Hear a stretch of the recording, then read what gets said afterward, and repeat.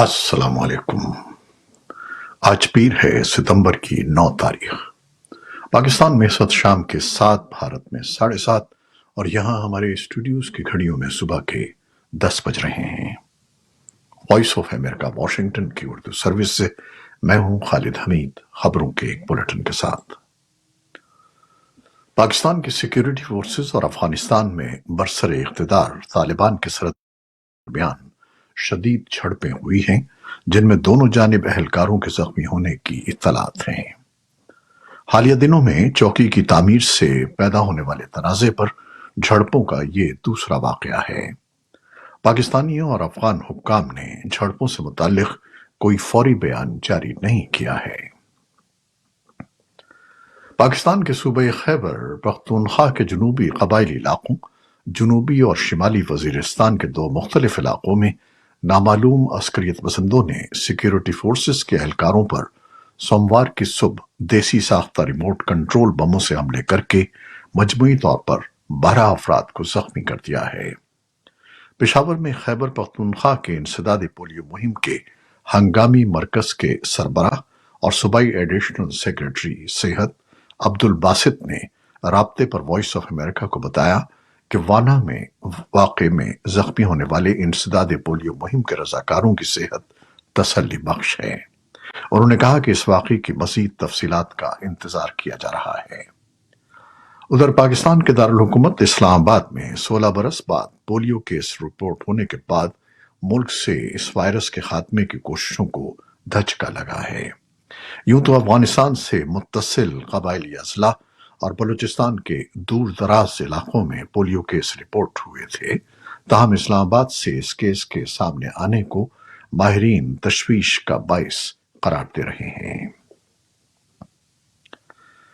Pakistan Tehreek Insaf P T I کے اسلام آباد میں سنگجانی جلسے میں مختلف رہنماؤں نے تقاریر میں عمران خان کی فوری رہائی کا مطالبہ کیا ہے۔ اس کے ساتھ ساتھ اگلا جلسہ لاہور میں کرنے کا بھی اعلان کیا گیا ہے۔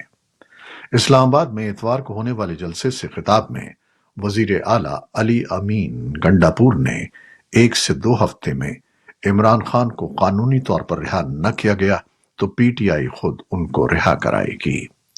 وفاقی دارالحکومت اسلام آباد میں پی ٹی آئی کے جلسے سے قبل موبائل انٹرنیٹ سروس سست ہونے کی رپورٹ سامنے آئی تھیں اور مقامی میڈیا کی رپورٹس کے مطابق جی ٹی روڈ کو دونوں اطراف سے بند کر دیا گیا تھا۔ دوسری طرف حکومتی شخصیات نے پی ٹی آئی کے جلسے کو تنقید کا نشانہ بنایا ہے۔ وفاقی وزیر اطلاعات عطا اللہ تارڑ نے پی ٹی آئی کے جلسے سے حوالے سے گفتگو میں کہا کہ عوام نے پی ٹی آئی کے جلسے کو مسترد کر دیا ہے۔ پاکستانی میڈیا کی رپورٹ کے مطابق لاہور میں حکام نے انسانی اسمگلنگ کے ایک بین الاقوامی نیٹ ورک کو ختم کر دیا ہے۔ فیڈرل انویسٹیگیشن ایجنسی اور انٹیلیجنس ایجنسیوں نے اس گروہ کو پکڑنے کے لیے مل کر کام کیا۔ تحقیقات کے دوران پاکستان کو بدنام کرنے کی ایک سازش کا پردہ فاش ہوا، جس میں بھارتی اور افغان شہری ان مجرمانہ سرگرمیوں میں ملوث تھے۔ امریکہ کے ایوان نمائندگان کی ایک کمیٹی میں شامل ریپبلکن نمائندوں نے ایک رپورٹ میں بائیڈن حکومت پر افغانستان سے اگست سن 2021 میں ہونے والے ہنگامہ خیز انخلا کو بنیاد بناتے ہوئے تنقید کی ہے۔ رپورٹ میں کہا گیا ہے کہ بائیڈن انخلا کے فیصلے کے ممکنہ اثرات کو کم کرنے میں ناکام رہے، جبکہ امریکی حکام کی توقعات کے برخلاف طالبان جنگجوؤں کی جانب سے افغانستان کے اہم شہروں پر قبضے کے انتباہ کو بھی نظر انداز کیا گیا۔ سابق صدر ڈونلڈ ٹرمپ نے فروری سن 2020 میں طالبان سے ایک معاہدے کے بعد انخلا کا آغاز کیا تھا۔ مذکورہ رپورٹ ایوان نمائندگان کی خارجہ امور کمیٹی میں شامل ریپبلکن نمائندوں کی جانب سے جاری کی گئی ہے، جس سے قبل 3 برس تحقیقات کی گئی تھیں۔ بھارت کی مشرقی ریاست مغربی بنگال کے شہر کلکتہ کے ایک سرکاری ہسپتال میں ایک ٹرینی ڈاکٹر کے ریپ اور قتل کے معاملے پر پیر کو دوبارہ سماعت کی گئی۔ کیس کی جانچ کرنے والے تفتیشی ادارے سینٹرل بیورو آف انویسٹیگیشن نے عدالت میں اسٹیٹس رپورٹ جمع کرائی، जिसके मुताले के बाद अदालत ने इसको ताज़ा रिपोर्ट जमा कराने की हिदायत की। अब 17 सितंबर को समाअत होगी। मगरबी बंगाल हुकूमत के मुताबिक इस वाक़े पर डॉक्टरों की हड़ताल की वजह से अब तक 23 मरीजों की मौत हो चुकी है।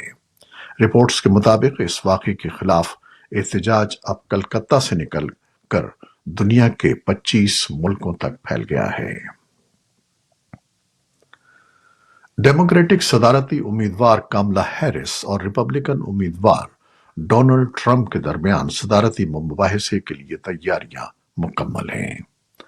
मंगल की शब होने वाले इस 90 मिनट के मुबाहिसे को नवंबर में होने वाले सदारती इंतखाबात के लिए अहम समझा जा रहा है, जिसमें एबीसी न्यूज के डेविड मेयर और लिंसी डेविस दोनों उम्मीदवारों से सवालात करेंगे। इलेक्शन से कबल होने वाले पोल्स के मुताबिक दोनों उम्मीदवारों के दरमियान कांटे के मुकाबले का इम्कान जाहिर किया जा रहा है। यही वजह है कि मुबाहिसे को दोनों उम्मीदवारों के लिए उन वोटर्स की तवज्जो हासिल करने के लिए अहम समझा जा रहा है जो ताहाल किसी उम्मीदवार की जानिब झुकाव नहीं रखते। इसराइल के वजीर आजम बेंयामिन नेतन्याहू ने हमास के खिलाफ जंग जारी रखने का एक बार फिर अहद किया है, जबकि इस जंग को अब 12 माह होने वाले हैं। बेंयामिन नेतन्याहू ने इतवार को आला सरकारी हुक्काम के हफ्तावार इजलास की सदारत में ख्यालात का इजहार किया। इस इजलास में उर्दुन और मगरबी किनारे के दरमियान वाक़े पुल पर मुसल्लह शख्स के हमले में 3 इसराइलियों की हलाकत की भी मसम्मत की गई है। इतवार को इसराइल के हमलों में गजा में 5 अफराद हलाक हो गए थे। अमरीका, कतर और मिस्र की सालिसी में गजा में जंगबंदी के मुआहदे के लिए कई माह से कोशिशें जारी हैं, अलबत्ता इन सालिसों को ताहाल कोई कामयाबी नहीं मिल सकी है। अक़वाम मुत्तहिदा के इंसानी हकूक़ के हाई कमिश्नर वॉल्कर तुर्क ने जेनीवा में अक़वाम मुत्तहिदा की इंसानी हकूक़ कौंसिल के इफ्तिताह के मौके पर एक तकरीर में कहा कि गजा में तकरीबन 1 साल से जारी जंग को ख़त्म करना एक तरजीह है, और उन्होंने ममालिक से कहा कि वो इस बात का जायजा लें कि इसराइल मकबूजा फ़लस्तीनी इलाकों में बैनुल अक़वामी क़वानीन की सरीह खिलाफ वर्जी कर रहा है। तुर्की ने पीर के रोज कहा कि उसने शिमाली इराक के पहाड़ों में कुर्द अस्करियत पसंदों के ठिकानों पर बमबारी की है। वजारत दिफा ने कहा कि उसने पीर के रोज 21 अहदाफ को तबाह कर दिया है, जिनके बारे में ख्याल किया जाता है कि वो कुर्दिस्तान वर्कर्स पार्टी के दहशतगर्द के तौर पर दर्ज सीनियर अराकीन के घर थे। तुर्क फौज ने कहा कि उसने अपने ताज़ा हमले में मुतअद्दिद अस्करियत पसंदों को हलाक कर दिया है। यूरोपीय यूनियन के तर्जुमान पीटर स्टैनो ने कहा कि हम रूस को ईरानी बैलिस्टिक मिसाइलों की फराहमी के बारे में इत्तेहादियों की फराहम करदा मुसद्दक़ा मालूमात से आगाह हैं। यूरोपीय यूनियन ने पीर को कहा कि अगर तरसील की तस्दीक हो गई तो तेहरान पर नई पाबंदियां आयद की जा सकती हैं। वॉल स्ट्रीट जर्नल की रिपोर्ट के बारे में एक सवाल पर क्रेमलिन ने पीर को कोई तरदीद नहीं की, जबकि ईरान के सरकारी मीडिया के मुताबिक पास्ताराना इनकलाब के सीनियर कमांडर फजलुल्लाह नवाजारी ने पीर को कहा कि ईरान की जानिब से रूस को मिसाइलों की मुंतकली की खबरें एक नफसियाती जंग हैं। और अब कुछ मुख्तसर खबरें। भारत में भी एमपॉक्स के पहले मुश्तबा केस की इत्तला मौसूल हुई है। भारत की वजारत सेहत ने रिपोर्ट की तस्दीक करते हुए कहा है कि वबा से महफूज रहने के लिए भरपूर इक़दाम किए गए हैं। खबरसां इदारे एपी के मुताबिक रियासती मीडिया ने रिपोर्ट किया है कि वियतनाम में तूफान यागी के बाइस एक पुल मुनहदिम हो गया है और एक बस पीर को सैलाब में बह गई और जुनूब मशरक़ी एशियाई मुल्क में अमवात की तादाद कम से कम 59 हो गई। हुक्काम के मुताबिक ये गुज़श्ता एक दहाई में खित्ते को मुतासिर करने वाला शदीद तरीन तूफान है। और अब एक ऐलान। वॉइस ऑफ अमेरिका अब व्हाट्सएप चैनल पर भी देखा जा सकता है। दिलचस्प खबरें, तज्जिए, तबसरे और वीडियोस देखने के लिए व्हाट्सएप पर VOA उर्दू के इस चैनल को फॉलो कीजिए। चैनल का लिंक हमारे फेसबुक पेज पर मौजूद है। یہ تھی وہ خبریں جو فیس بک لائیو پر ہم نے آپ کے لیے پیش کی۔ ہماری ویب سائٹ، یوٹیوب اور پوڈ کاسٹ پر یہ بلیٹن آپ کے لیے پوسٹ کر دیا جاتا ہے۔ آپ ہمارے بلیٹن کو شیئر کرتے ہیں اور اپنے کمنٹس میں اپنی محبتوں کا اظہار کرتے ہیں، جس کے لیے ہم آپ کے بے حد ممنون ہیں۔ اپنی ان کاوشوں کو جاری رکھیے گا۔ نیوز پروڈیوسر عائزہ عرفان اور نیوز ایڈیٹر بہجت جیلانی کے ساتھ خالد حمید کو اب اجازت دیجیے گا۔